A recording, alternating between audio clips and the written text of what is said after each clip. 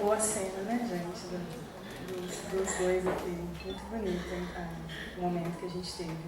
Que Jesus nos abençoe, né, nos acompanhe, nos ilumine. Nesse tema que é um tema difícil, né? Um tema muito delicado, que a Ana escolheu pra gente, foi trabalhado ontem, e a gente vai continuar pensando nele hoje. Então, que os bons amigos nos ajudem aí, nesse nosso estudo. Bom, a primeira coisa que a gente... Tá baixo, não? Tá baixo. Só um minutinho.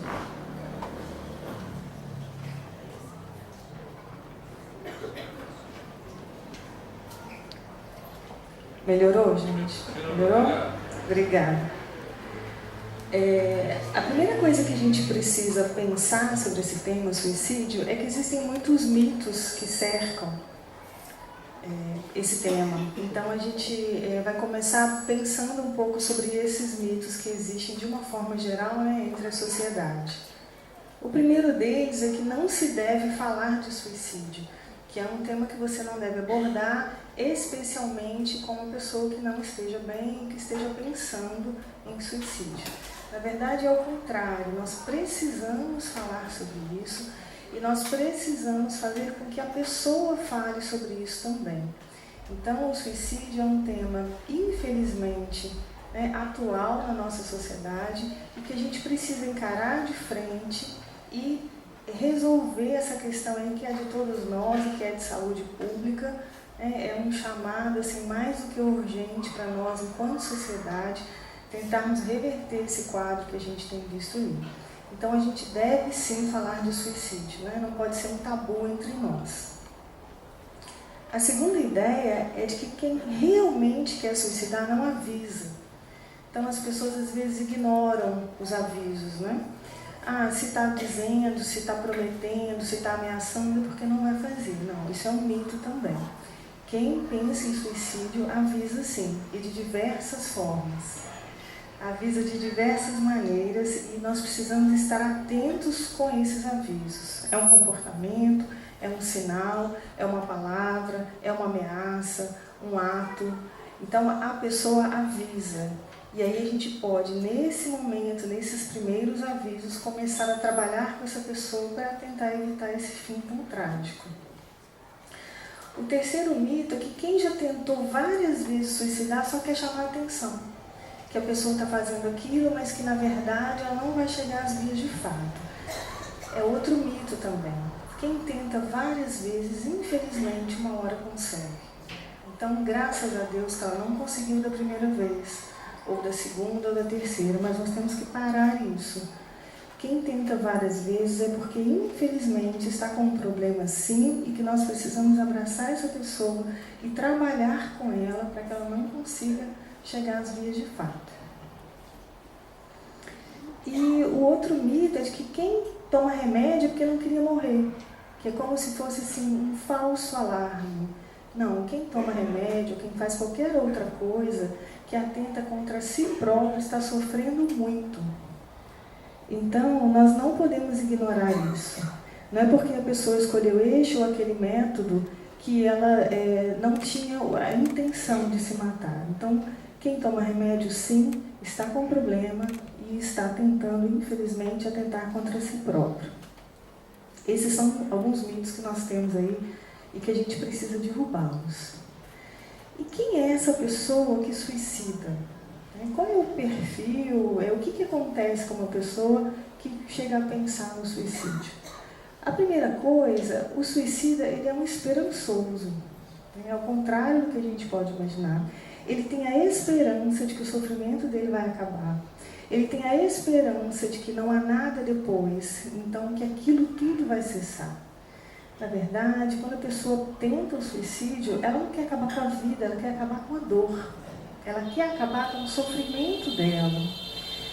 E como ela tem essa esperança de que ou há ou nada, né? Se for uma pessoa materialista, que não tem uma espiritualidade, algumas pessoas acham que não existe nada, né? Depois dessa passagem do corpo físico, ou vai haver o nada, ou aquele sofrimento vai acabar, ou ela vai parar de fazer alguém sofrer. Ela sempre acha, ela sempre tem uma esperança de que alguma coisa vai melhorar. E nós sabemos que, na verdade, essa pessoa tem uma decepção muito grande porque a morte não existe. Nós vamos continuar vivendo para sempre, não é? Nós sabemos disso. E esse espírito, então, que atentou contra a própria vida, a primeira coisa é a decepção.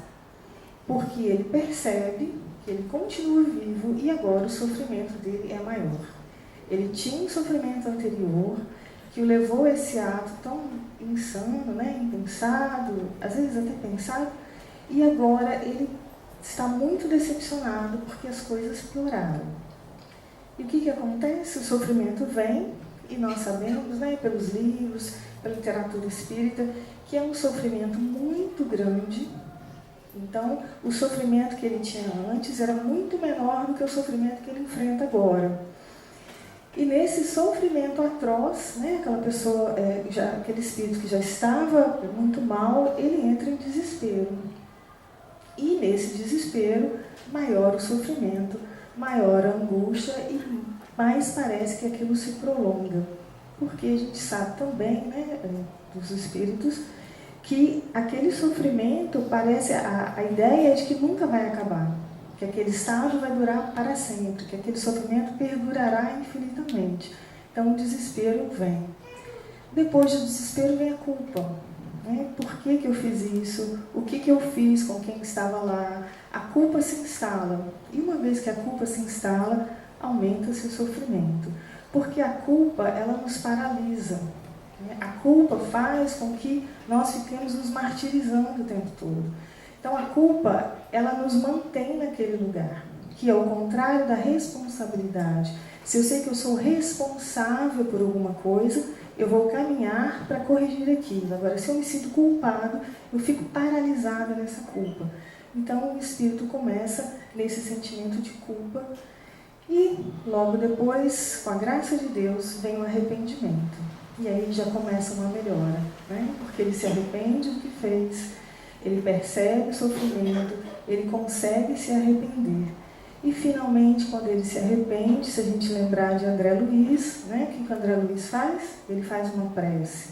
Depois de 8 anos no umbral, sofrendo, sem entender por que ele estava sendo chamado de suicida, André Luiz finalmente se lembra de fazer uma prece e ele faz um Pai Nosso, né? E aí sim ele se entrega a Deus. E nesse momento de entrega a Deus, finalmente vem a melhora daquele quadro, vem o resgate e esse espírito vai ser cuidado. Mas enquanto ele não chegou nessa última fase do arrependimento e da ligação com o mais alto, o sofrimento é muito grande. Existem 2 tipos de suicídio. Um suicídio que a gente pode classificar como suicídio direto e um suicídio que a gente pode chamar de indireto. Como é que é o suicídio direto ou intencional? É aquele que a pessoa conscientemente chegou à conclusão de que ela quer morrer e ela vai se matar. Algumas pessoas chegam a planejar este momento, às vezes com muitos detalhes, tem até um grande planejamento para que isso aconteça. O outro tipo de suicídio, que é o indireto, é aquele que vem por hábitos, por comportamentos que vão lesando a própria saúde, que ao longo de décadas de uma existência vão lesando a saúde e esse espírito então vai responder por isso. De novo, André Luiz foi considerado um suicida, né, porque ele lesou a sua saúde com os hábitos da bebida, com o sexo desregrado, então por isso ele adoeceu e por isso ele foi considerado um suicídio. Infelizmente, nós estamos tendo aí, como uma questão de saúde, um suicídio que tem aumentado entre os jovens. Então a gente precisa pensar sobre isso. O que está acontecendo com os nossos jovens, que o suicídio tem se feito presente na vida deles? A Organização Mundial da Saúde coloca a segunda causa de morte entre os jovens de 15 a 29 anos é o suicídio. E isso é muito triste, é muito alarmante para todos nós. Segunda causa de morte. Essa é uma pesquisa que foi lançada em 2016. Entre os jovens no Brasil, de 10 a 14 anos, houve um aumento de 65% de suicídio em 15 anos. Crianças de 10 anos, né? Uma criança. Entre os mais velhos, de 15 a 19 anos, houve um aumento de 45%, e na população geral houve um aumento de 40% dos índices de suicídio. Existe uma outra informação também da Organização Mundial de Saúde, que entre os idosos o suicídio tem aumentado, especialmente homens acima de 70 anos. Então a gente vê aí os dois lados da vida, né? A juventude e já os mais velhos, que a gente imagina com mais equilíbrio, com uma vida mais tranquila, mas nós não temos conseguido isso de uma forma geral na nossa sociedade. E por que será que isso acontece? Como eu falei no início, o suicídio é uma questão de saúde pública e é uma questão de todos nós, é uma questão da nossa sociedade. O que nós temos oferecido para os nossos jovens, ou não temos oferecido para os nossos jovens, para a gente chegar nesse quadro? Então eu trouxe aqui algumas coisas para a gente pensar. Em primeiro lugar, nós vivemos numa sociedade que ainda existe muita competitividade, enquanto nós sabemos que deveríamos pensar e primar pela fraternidade, não é? Um ajudando o outro e todos nós unidos como irmãos, nos ajudando na nossa evolução. Mas ainda não chegamos nesse nível, ainda estimulamos a competitividade entre as pessoas. Às vezes nós cobramos das crianças resultados na escola, comparando essa criança com outros, principalmente se tem irmãos. Seu irmão na sua idade fazia isso, a sua prima é melhor do que você. Olha fulano da sua sala como está. E aí a gente vai estimulando as crianças a competirem, já desde pequena, com os próprios colegas de sala, e vamos educando essa criança para ser cada vez mais competitiva. Nós temos famílias cada vez menores, né? Ao longo aí das últimas décadas, as famílias diminuíram muito e com muito pouco contato entre seus membros. Então, antigamente, a gente tinha famílias aí de 12, 15 filhos, né? Era o comum. E ali as crianças brincavam, ali as crianças se reuniam, e vinham os primos, e aquilo era uma festa. Então a gente tinha um outro tipo de infância. Hoje, né, poucos irmãos, às vezes é filho único, não tem contato com outras crianças, essa criança é colocada muito cedo na escola, às vezes bebê já vai para a creche, porque os pais precisam trabalhar. Então, ele vai ficando cada vez mais afastado do lar e nada substitui o lar. Não há uma escola que seja tão boa quanto a casa dessa criança, quanto o aconchego dessa mãe, quanto esse pai presente. Nenhuma escola substitui isso. E quando estão em casa, muito pouco contato, porque os pais chegam, né, muito tarde em função do trabalho.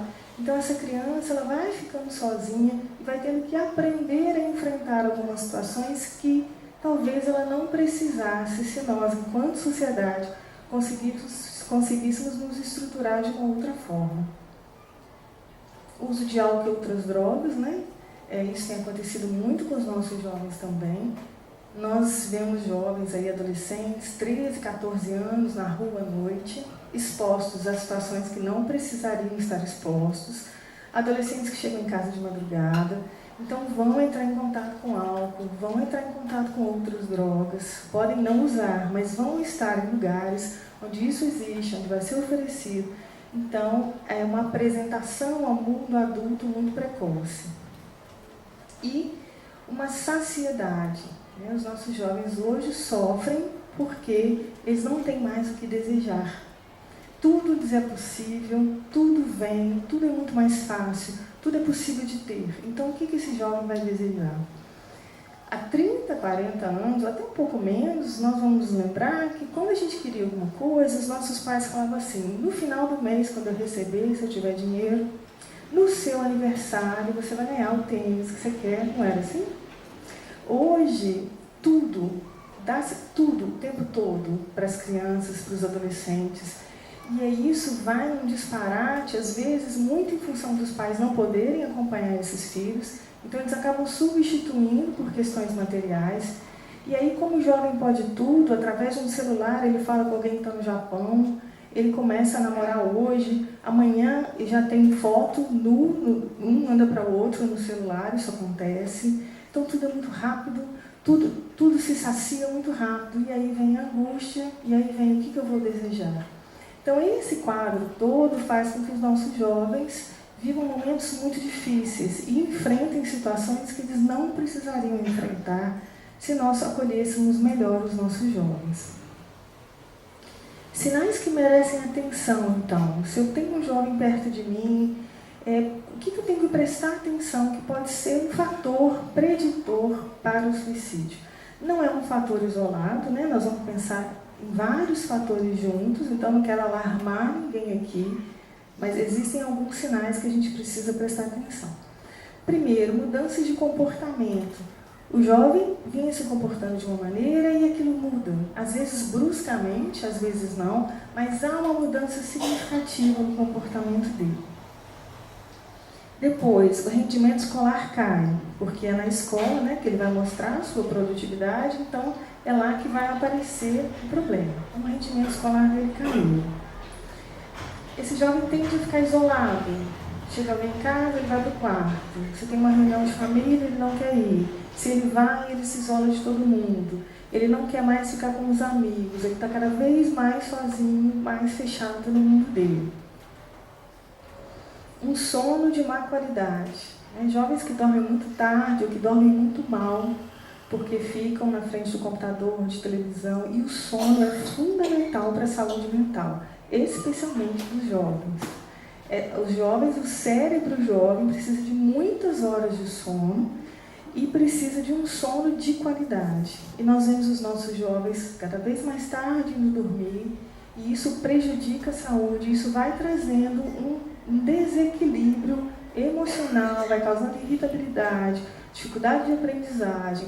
Então, o sono de má qualidade é um fator de risco para adoecimento.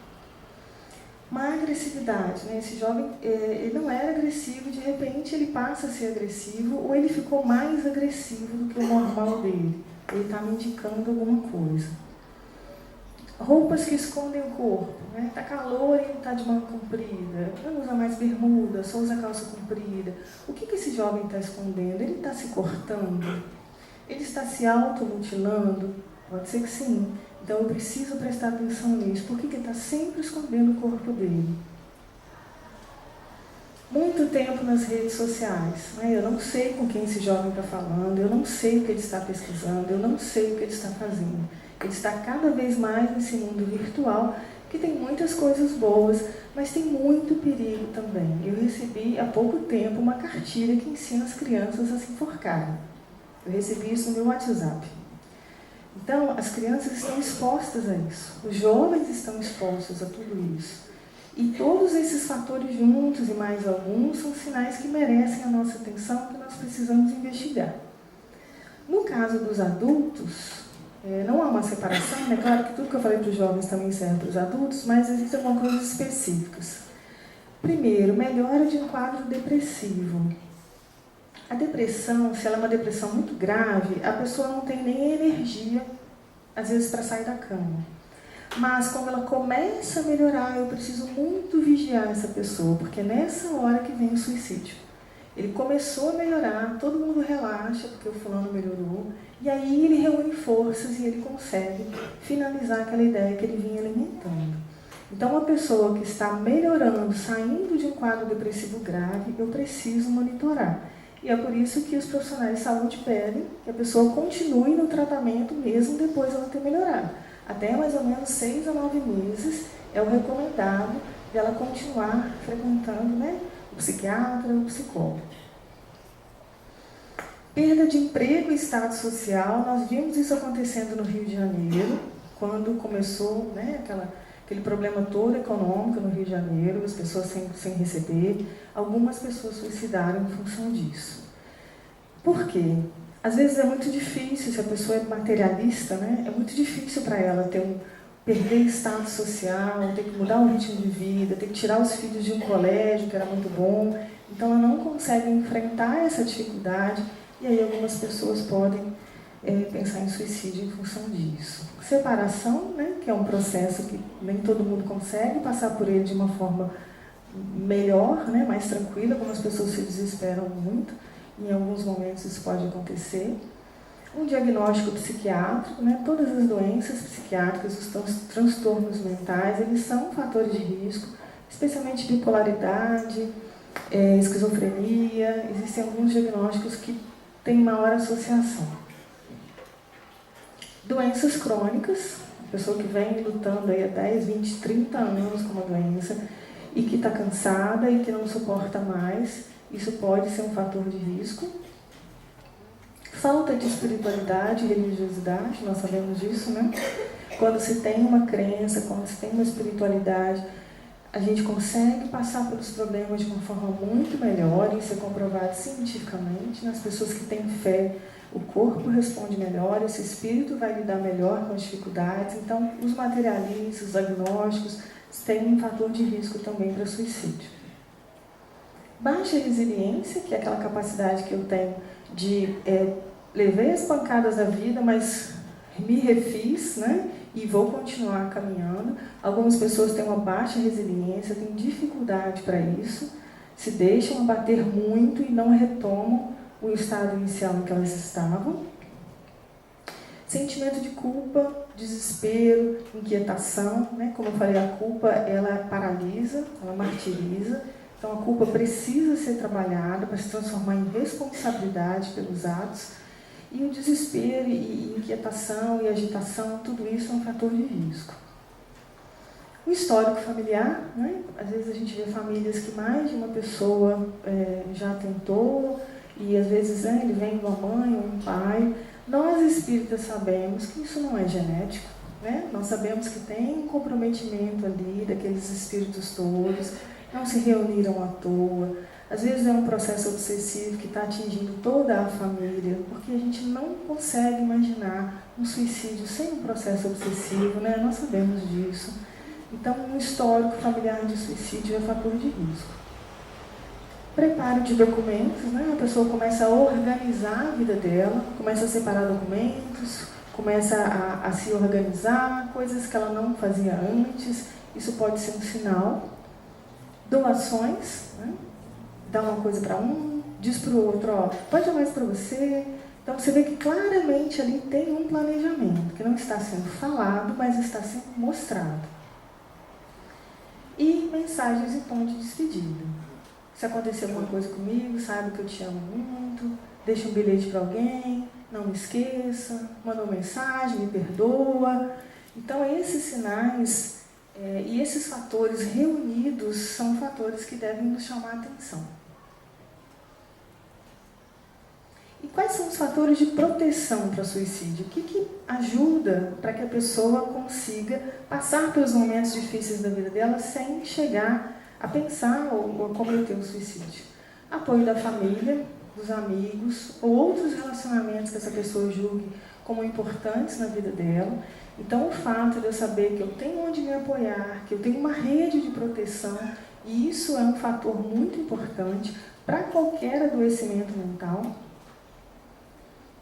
Crenças religiosas, como eu falei, né? Ou às vezes a pessoa não tem uma crença religiosa, mas ela é de uma cultura que abertamente é contra o suicídio, ou ela tem crenças étnicas, né? Daquela etnia que ela pertence, que falam contra o suicídio, que falam a favor da vida, isso é um fator de proteção. Envolvimento na comunidade, a pessoa que tem um envolvimento, que é voluntária em algum lugar, ou que é de um clube, ou ela tem os amigos do vôlei, ou ela tem os amigos do futebol, ou seja, essa pessoa está se relacionando, está envolvida com a comunidade dela.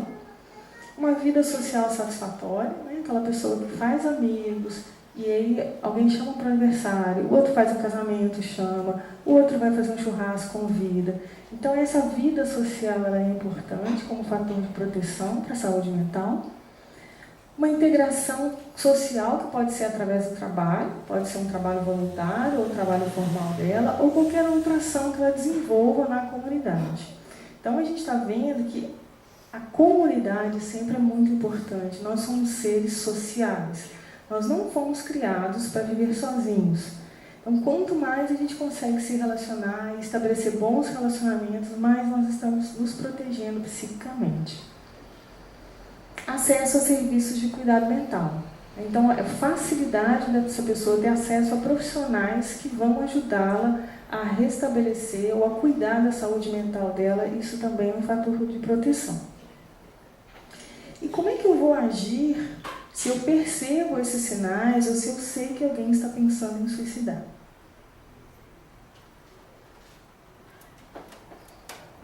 primeira coisa, eu preciso que ela me fale sobre isso. Então, ao contrário daquele mito que a gente viu no início, eu preciso que ela fale dessas ideias que têm rondado a cabeça dela. Eu preciso saber se ela já tem um planejamento. Às vezes a pessoa já comprou alguma coisa, às vezes a corda está dentro do guarda-roupa, às vezes está andando com alguma coisa dentro do carro, esperando uma oportunidade. Então, com muita delicadeza, de uma forma muito tranquila, eu preciso saber o que essa pessoa está pensando. É claro que eu não vou chegar para ela imediatamente e falar, você está pensando em se matar? Não é assim, né? Mas o que está acontecendo com você? Quais são os seus planos para o futuro? Como é que você pensa a sua vida daqui a pouco? E aí ela vai te dando chances de você até poder realmente tocar no assunto. Então eu preciso que ela fale. Por quê? Tudo que a gente cala adoece. Nós adoecemos emocionalmente porque nós não falamos sobre o que acontece conosco. É por isso que a gente vai no psicólogo para falar, né? Porque eu preciso falar, eu preciso me organizar internamente. Então, se essa pessoa não fala, a chance dela agir é muito maior. Sempre que eu não consigo subjetivar alguma coisa, sempre que eu não consigo pensar sobre alguma coisa, eu vou agir. Quanto mais ela consegue falar, então, menor a chance dela trazer isso e levar isso a cabo. Eu vou demonstrar empatia com essa pessoa, né? Nessa conversa, eu vou demonstrar para ela que eu entendo o sofrimento dela, que eu imagino como deve estar sendo difícil para ela, mas eu não vou vitimizar essa pessoa, porque ela não é vítima, ela está fazendo uma escolha. Então, ela é responsável pela escolha dela. Eu não posso, então, passar a mão na cabeça de alguém que me fala que está com uma ideia de suicidar. Né? Se a pessoa já está com essa ideia, a trato como uma coitada, como uma vítima do mundo, como uma incompreendida, eu estou estimulando essa pessoa nessa posição. Eu preciso falar para ela das consequências, porque nós espíritas sabemos as consequências de um suicídio. Então, nós temos por obrigação de esclarecer as pessoas sobre isso, com muito tato, claro. Nós não vamos falar dos horrores, do que nós lemos no livro da Ivone, não é isso. Mas nós precisamos falar para essa pessoa que existem consequências, que o sofrimento dela vai aumentar, que as coisas vão ficar muito difíceis, não só para ela, mas para aqueles que ela vai deixar aqui também. Eu preciso fazer com que ela comece a pensar sobre as consequências e se responsabilizar por aquela ideia. Então eu tenho que esclarecer para ela que não existe morte, que a vida continua, que nós vamos para onde a nossa consciência nos leva, que uma consciência culpada vai levá-la para lugares muito difíceis, de muito sofrimento, e que ela precisa pensar sobre isso. É realmente isso que ela quer? Não é. Ela quer parar de sofrer. Reforçar os pontos positivos da vida, porque por mais que a situação esteja difícil, essa pessoa tem coisas positivas e eu preciso reforçar isso com ela. Veja a família que você tem, veja o seu filho, veja o que você conseguiu até agora, veja o que você souber sobre positivo na vida daquela pessoa, você tem que reforçar.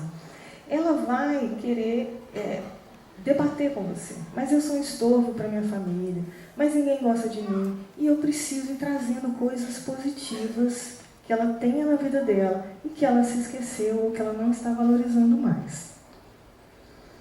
Eu preciso enfatizar com ela que aqui ela já conhece como é que as coisas funcionam, que aqui ela sabe que o sofrimento passa, porque ela já passou por outros momentos difíceis na vida e ela conseguiu vencer. Então aqui ela tem uma segurança, aqui ela tem um controle ainda sobre a vida dela. Trocar essa segurança por algo desconhecido não é um bom negócio. Depois vai ser muito mais difícil.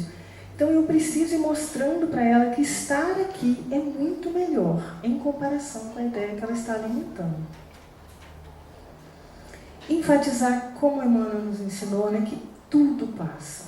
Não existe sofrimento eterno, não existe problema sem solução. E eu preciso ser muito enfática com essa pessoa, porque eu tenho certeza disso, não tem?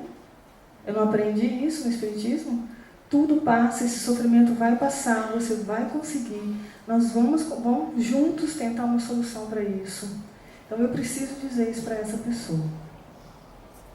Reforçar a importância da prece, porque a gente sabe que em momentos de dificuldade, principalmente momentos aí que a obsessão começa a se instalar, a primeira coisa que a pessoa faz é parar de fazer prece, e ela te fala isso: não consigo mais nem fazer uma prece. Então eu preciso reforçar isso com ela, instaurar o Evangelho no lar, se ela não faz ou se ela deixou de fazer, explicar para ela o que é o Evangelho no lar, porque nós sabemos da importância da prece do Evangelho no lar. Nós sabemos como tudo muda no ambiente quando a gente começa a fazer o Evangelho. E para aqueles que estão aqui, que não são espíritas, o Evangelho no lar é uma orientação da gente pegar um dia da semana com o horário certo, reunir as pessoas da casa, colocar uma água em cima da mesa, fazer uma prece, abrir uma página do Evangelho, de algum outro livro, né, que seja uma leitura edificante. Nós vamos ler essa página, vamos conversar sobre isso, vamos dar a nossa opinião, vamos ver como é que isso se aplica na nossa vida diária, aquilo que eu estou lendo ali.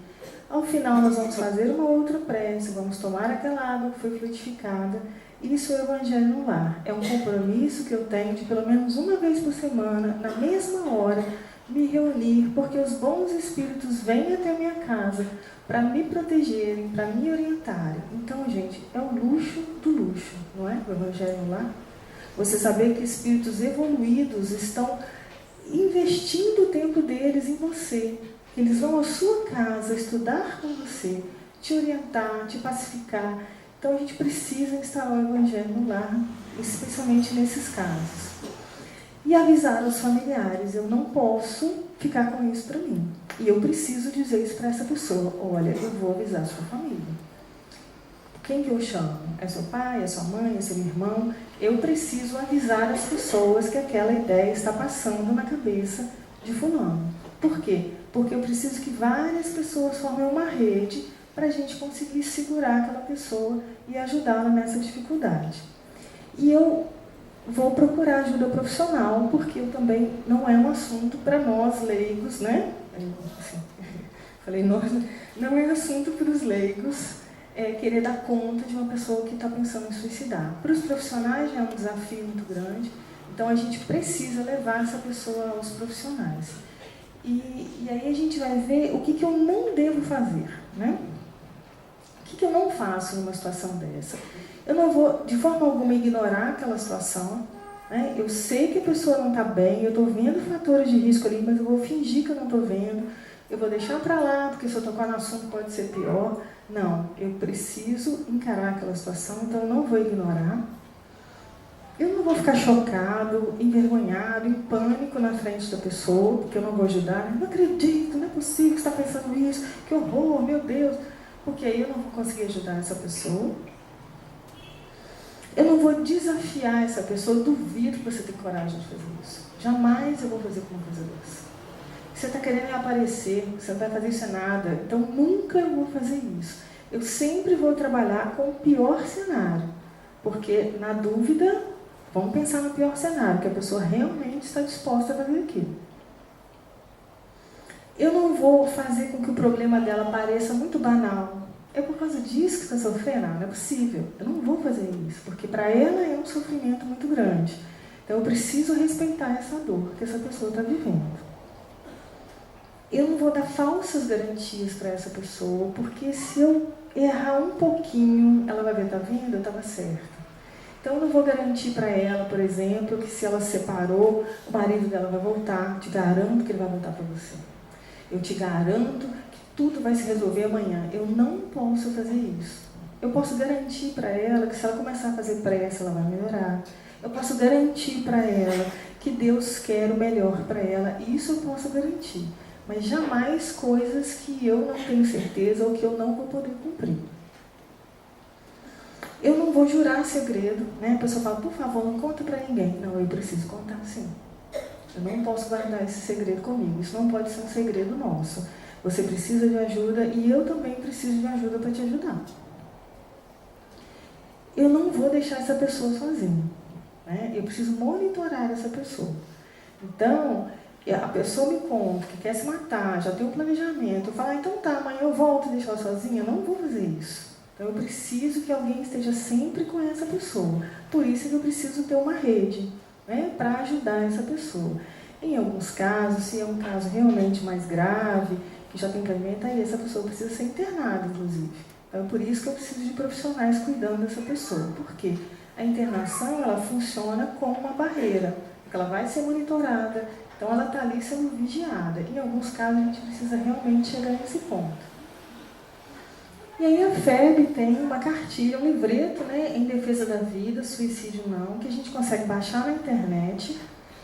E logo no início, é bem direto, né? Você continuará a viver depois da morte. Suicídio é ilusão, procure ajuda. Fantástico, né? Bem direto, elucidativo, e é exatamente isso.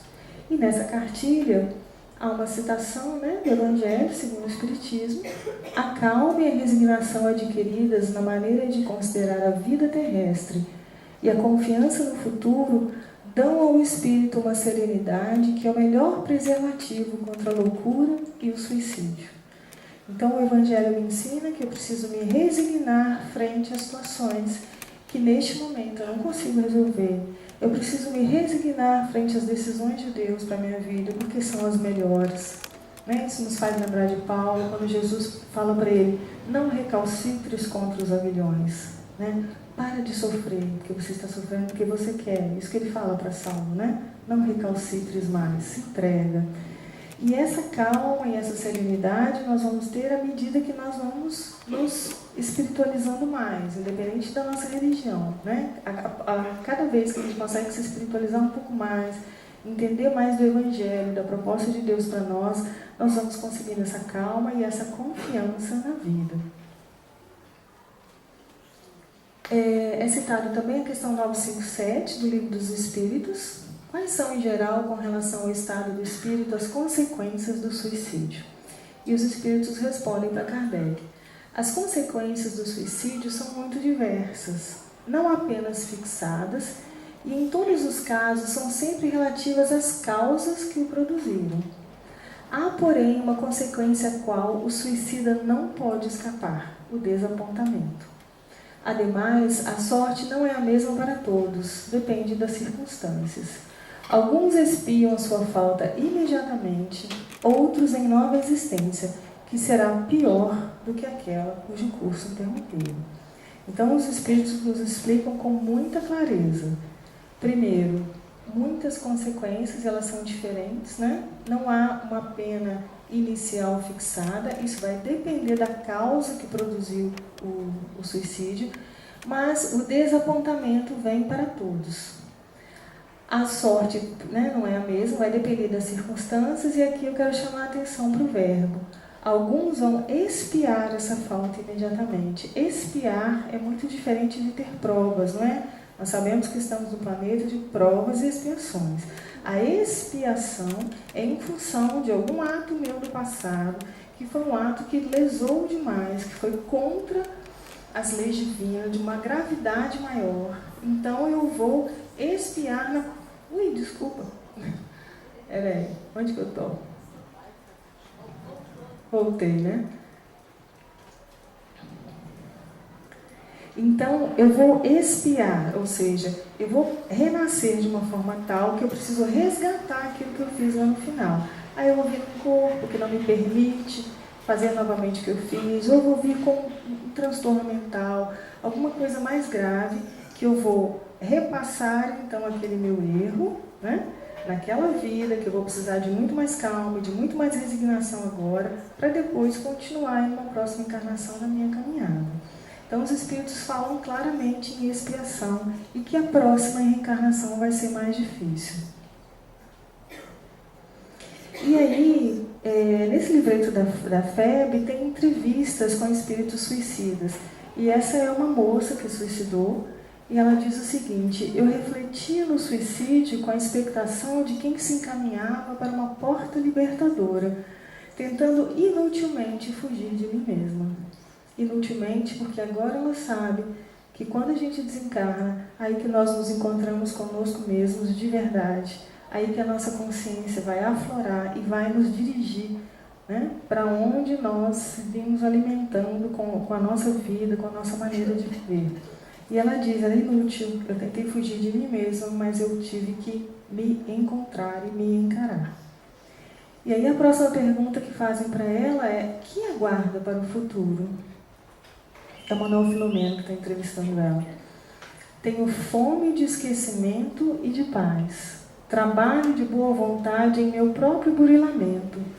E qualquer que seja a provação que me espere, nas corrigendas que mereço, rogo a compaixão divina me permita nascer na terra outra vez. Quando então conto retomar o ponto de evolução em que estacionei para consertar as terríveis consequências do erro que eu cometi. E olha que paradoxo, uma pessoa que tirou a própria vida está rogando agora uma nova oportunidade de uma nova encarnação, porque ela conseguiu entender a importância de uma encarnação. Nós que estamos aqui encarnados somos muito privilegiados em função de bilhões de espíritos que estão esperando para reencarnar. Uma chance de uma reencarnação é uma chance ímpar. E tem uma mensagem, esse depoimento dela me fez lembrar uma mensagem que eu não sei agora se é do André Luiz, do Emmanuel, que ele diz assim, ele está falando sobre os problemas que nós enfrentamos, que nós nos queixamos, os nossos problemas, e ele fala assim: lembre que houve um dia em que você implorou chorando, deixe eu voltar. Você implorou para voltar. Você implorou para nascer de novo e corrigir os seus erros. Então não se esqueça disso. Esse depoimento dela me fez lembrar muito disso, porque é o que ela quer novamente. Ela quer voltar outra vez para continuar a evoluir. A propagação, segundo a FEB, né, é a propagação das doutrinas materialistas que vão envenenando o espírito com ideias materialistas e que vão trazendo essa ideia do suicídio. E aqueles que defendem a ideia do suicídio são mais responsáveis ainda e assumem uma responsabilidade terrível perante a consciência divina. E que o Espiritismo não nos deixa dúvida, né? Nós não temos por que duvidar da vida e duvidar que é a pior escolha, o suicídio, porque o Espiritismo muda a nossa visão, porque nós sabemos que a morte não existe e que as consequências dos nossos atos serão muito diversas. Daí, né, como a gente viu no Evangelho, a paciência e a resignação. Daí, numa palavra, a coragem moral que nós devemos cultivar em nós. E quando a FEB fala em coragem moral, me fez lembrar de um livro da Joana de Ângeles, em que ela fala da coragem. É um livro maravilhoso que chama Constelação Familiar. E ela tem um capítulo... daqui a pouquinho. A Joana aqui também, ela fala sobre suicídio moral no outro livro dela. O que ela chama de suicídio moral? O cultivo de ideias doentias, perturbadoras, que vão fazendo com que eu vá me isolando, que vão instalando em mim um pessimismo e uma culpa. Depois disso, o próximo passo é eu começar a fugir do contato com outras pessoas, daquilo que pode ser saudável para mim. Em seguida, aquilo começa a se transformar num conflito, e esse conflito vai me destruindo emocionalmente e psiquicamente.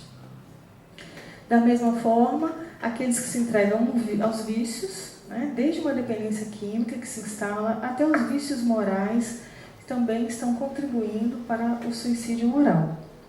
E a Joana nos chama a atenção dizendo que o corpo é um instrumento da vida que tem finalidades específicas, que nós devemos conservar o nosso corpo a qualquer preço, ela diz. Nós sabemos que esse corpo foi pensado, planejado, modelado, para que nós conseguíssemos atingir os nossos objetivos nessa encarnação. Então, se nós não cuidamos desse veículo que nos transporta aqui, que nos trouxe até aqui, que nos permite estar aqui, nós também estamos suicidando. Porque se é um veículo que eu preciso, eu não posso diminuir a vida útil dele. Uma hora ele vai naturalmente se desgastar, mas eu não posso contribuir para isso. Ela nos lembra que quem negligencia ou é indiferente, então, ao próprio corpo, à saúde do próprio corpo, está sendo negligente. E que é mais responsável do que aquele que comete um suicídio num ato intempestivo, daquele que está desesperado e comete um ato sem pensar. Esse suicídio lento traz mais responsabilidade ainda para o espírito. E aí agora sim, livro. Esse livro chama Constelação Familiar, é um livro fantástico. E ela tem um capítulo que chama Educação para a Coragem. E ela fala uma coisa muito interessante. Nós educamos, né, as pessoas que têm filho, educam os filhos para serem bons, educam os filhos para trabalhar, educam os filhos sobre honestidade, mas nós precisamos educar os filhos para terem coragem. Ela fala isso. É preciso educar para a coragem. E como é que a gente faz isso, segundo Joana? Desde pequeno, desde quando essa personalidade começa a se mostrar já na infância, eu preciso começar a educar essa personalidade para a coragem. É a coragem que vai fortalecer esse espírito para vencer as perturbações que ele traz de heranças passadas. Então a coragem vai atuar intimamente nesse espírito para que ele vá vencendo as suas próprias dificuldades. Ela nasce, isso é muito bonito, nasce de um sentimento específico de amor por aquilo em que eu creio, por aquilo que eu desejo, por aquilo que eu luto. E isso nos faz lembrar, às vezes a gente vê aí, né, nos jornais, na mídia, pais que salvaram um filho da boca do jacaré. Teve um avô há pouco tempo que salvou um neto, né, a cobra tinha enrolado já nesse neto. De onde vem essa coragem? Do amor. É exatamente isso que a Joana fala. Quando eu tenho amor por alguma coisa, isso me faz ter coragem para lutar por aquilo. É por isso que às vezes a gente luta, né? As mães viram guerreiras para salvar o filho de alguma coisa. Então, se você quer educar alguém para a coragem, você tem que estimular o amor dessa pessoa por causas, por lutas, que ela ame as pessoas ou que ela deseje ardentemente alguma coisa. Na educação para a coragem, eu preciso fazer com que esse espírito ele aspire à beleza, que ele almeje a verdade e que ele almeje a sua conquista moral. É essa aspiração que vai fazer também com que ele vá se tornando cada vez mais corajoso. E, muito importante, ela nos diz que os pais têm que dar exemplo de coragem para os filhos.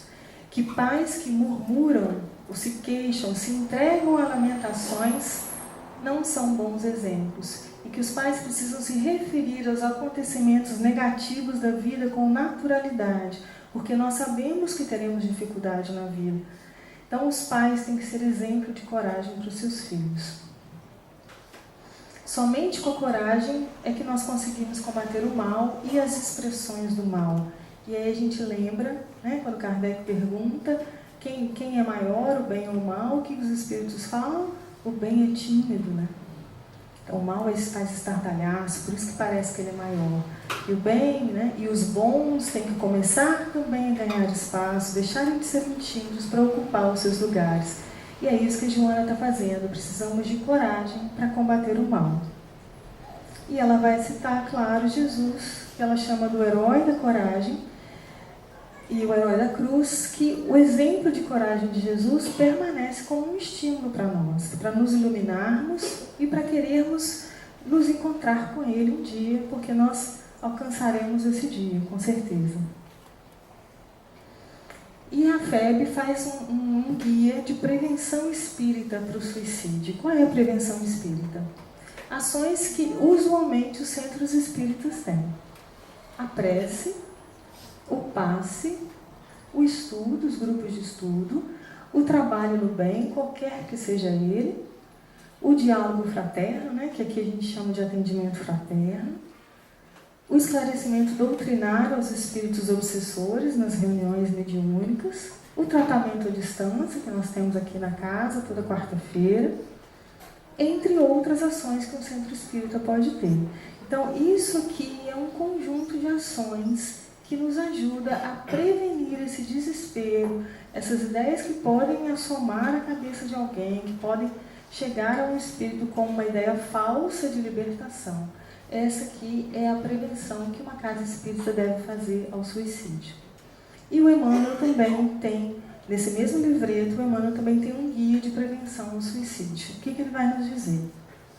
Reflete na infinita bondade de Deus que te instalou na residência planetária. Então lembre que foi Deus que te colocou aqui. Você não está aqui simplesmente porque você quis ou porque você conseguiu. Não, foi Deus que permitiu. Então nós precisamos nos lembrar disso o tempo todo. Em seguida, ora, pedindo socorro aos mensageiros da providência divina. Jesus nos ensinou: pedi e obtereis, batei e abrir-se-vos-á. Não existe prece sem resposta. Não existe. Especialmente as preces que vêm do fundo do coração, nessas horas que nós estamos sofrendo muito, são momentos que a gente consegue mais se conectar e realmente pedir a Deus ajuda. Medita no amor e na necessidade daqueles que te usufruem o coração, ou seja, pensa nos outros que vão ficar. Pensa sobre isso, sobre o amor que existe entre vocês. Ponderas quantas lesões lhes causaria com a violência praticada contra si mesmo. Pensa nos resultados do seu ato nessas outras pessoas que te amam. Como você vai prejudicar essas pessoas, às vezes por uma encarnação inteira, né? Se a ideia continua a torturar-te, mesmo que te sintas doente, refugia-te no trabalho possível em que te mostres útil. E aí ele começa a fazer um convite para que nós saiamos de nós mesmos e que nós conseguimos ir ao encontro de outras pessoas. Visita um hospital, vai pessoalmente ao encontro de um instituto beneficente a que se recolhem irmãos necessitados.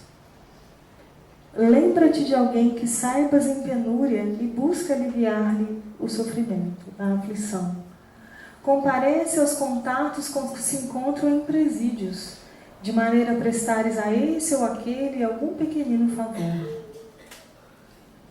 A prece é de valor inestimável para os que sofrem.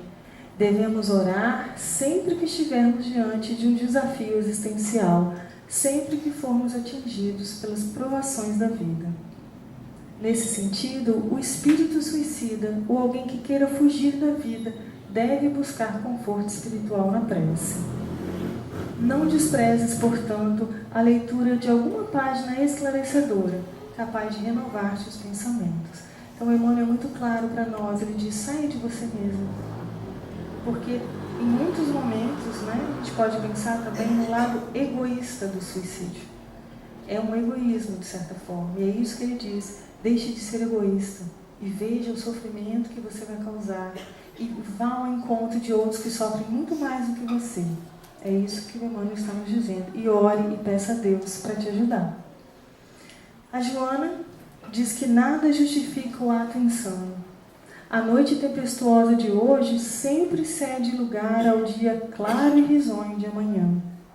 Dor é instrumento de reflexão e análise de como se está vivendo, e os incidentes sociais e morais são chamadas de atenção para o autoaprimoramento. Tem paciência, pois, em qualquer situação em que te encontres, e aguarda a divina providência. Não poucas vezes, quando algo negativo ou perturbador chegar-te, é a vida chamando-te a atenção para o que necessita ser corrigido e deves atender.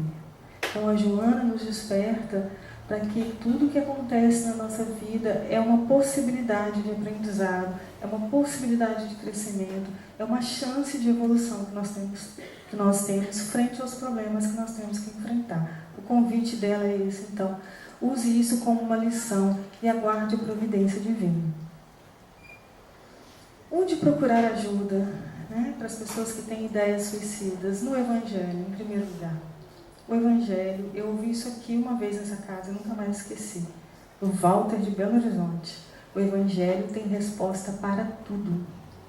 Qualquer dúvida, qualquer pergunta, qualquer temor, qualquer problema, o Evangelho tem resposta para tudo.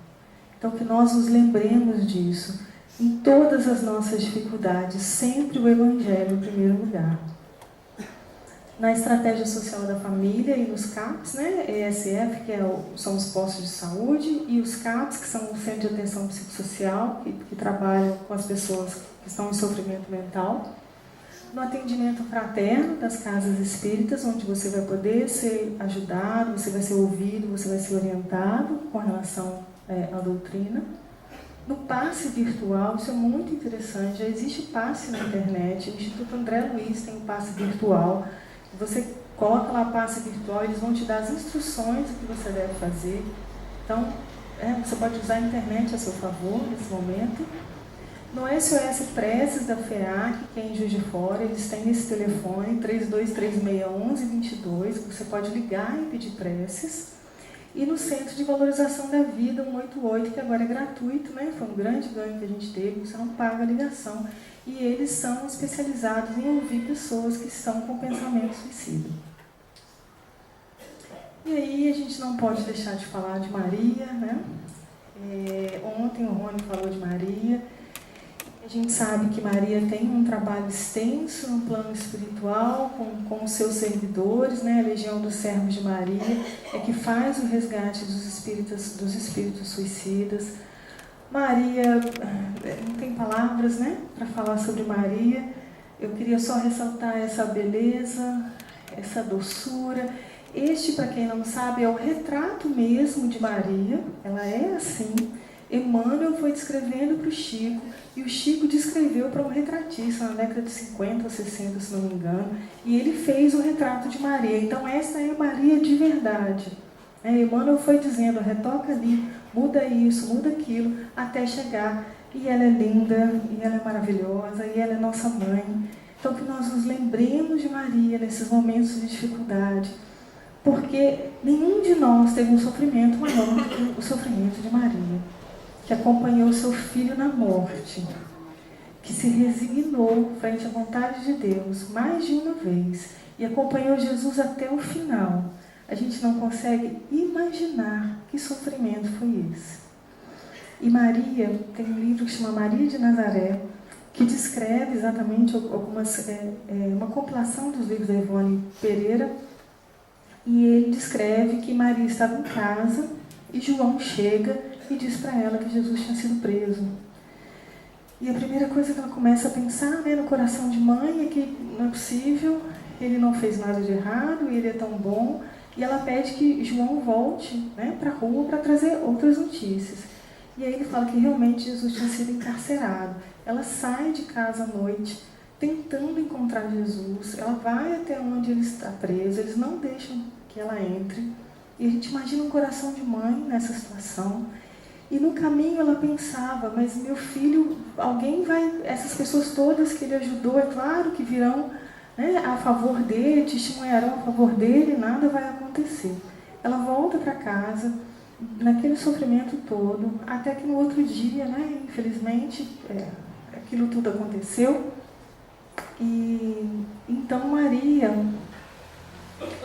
vai ver Jesus lá, sabe, que ele foi enviado para Pilatos, e ela tem uma outra, para Herodes, me desculpa, e ela tem uma outro lance de otimismo, que Herodes não vai encontrar nada, e ela lembra do sacrifício de outras pessoas que na hora final não foram sacrificadas, e naquela esperança de mãe. E quando ela vê que não tem outra forma, né, ela começa a acompanhar Jesus. E tem uma hora que Jesus olha para ela, porque ela tenta chegar perto dele para ajudar, os soldados não deixam. E Jesus olha para ela, e naquele olhar ela entende que ele diz que é para ela se resignar, que aquela era a vontade do Pai. E ela pensa de novo, eis aqui tua serva, seja feito segundo a vossa vontade. E ela consegue acompanhar Jesus, e ela descreve que fica um João, né? Ela sente uma mão quando ela vê João. E aí quando Jesus vê João chegando perto de Maria, que ele fala, eis aí teu filho, eis aí tua mãe, né? Ensinando então da família universal. E os dois se abraçam e ficam naqueles momentos muito difíceis. E ela se lembra da infância de Jesus, ela se lembra dele chegando em casa com malfeitores, ainda criança. Ela se lembra de tudo de bom que ele fez e toda a felicidade que ela teve do lado dele. E mais ela sofre, né? Claro, mas agora de uma forma resignada. E pensa de novo, seja feito segundo a vossa vontade. O livro descreve que Maria vai morar com João, então, depois, né? Eles moram juntos e eles, na casa deles, era um caminho de peregrinação para muitas pessoas sofredoras, para muitos andarilhos. Maria trabalha muitos anos ao lado de João, consolando o sofrimento das pessoas.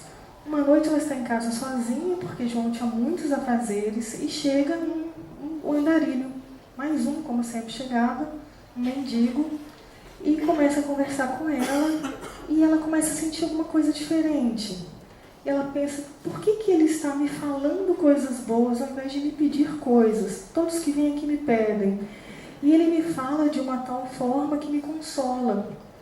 E ela começa a perceber alguma coisa diferente, ela pensa, de onde esse sentimento de amor, de onde vem isso? E aí ele fala, minha mãe, meu pai permitiu que eu viesse te buscar.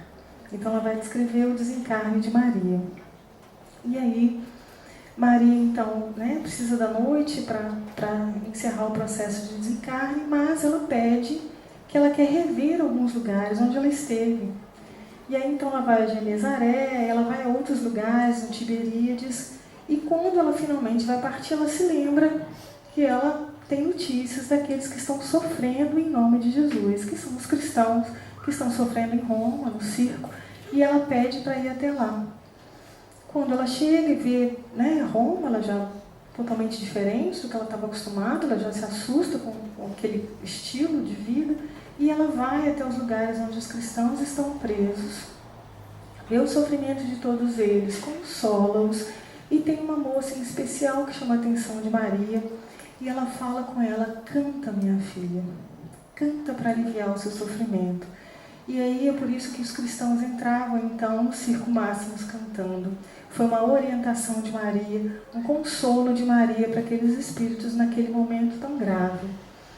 E aí eu queria que a gente atendesse esse convite de Maria, e eu trouxe para a gente encerrar uma música que muitos de vocês devem conhecer, e que quem quiser cantar baixinho, né, que a gente faça isso. É uma música que se chama Vem, Eu Mostrarei.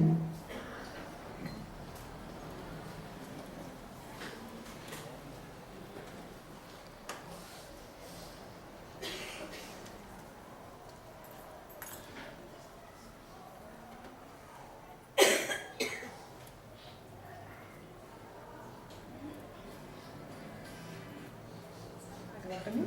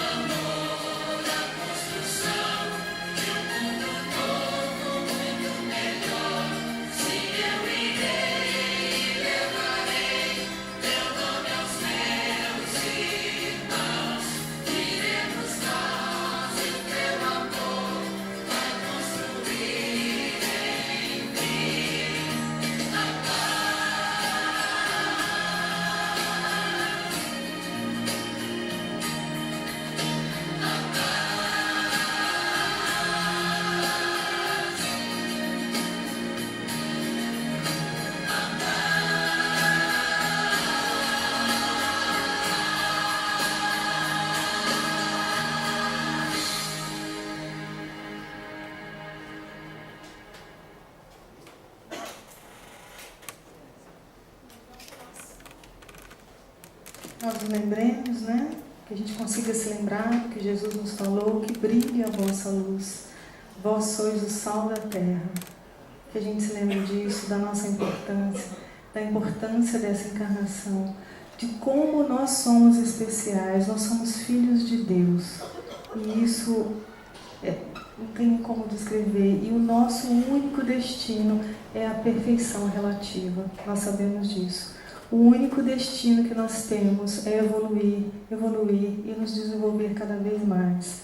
Então, confiemos em Jesus, nos entreguemos a Jesus, porque é só através dele que nós chegamos a Deus, ele nos ensinou isso, que nós possamos nos entregar então a Deus e lembrar todos os dias que ele nos ama muito e que nós temos muito valor.